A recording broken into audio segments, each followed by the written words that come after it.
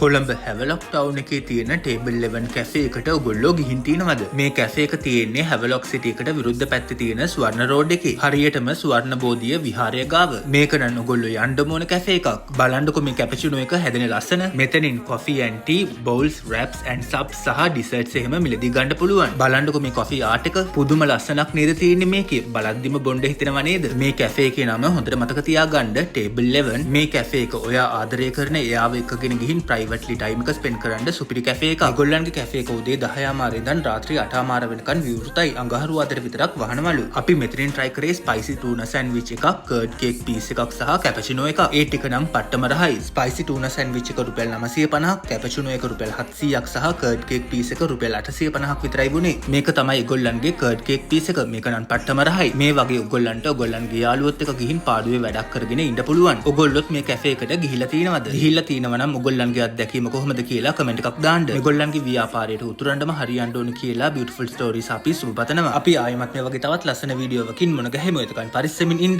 ජය වේවා.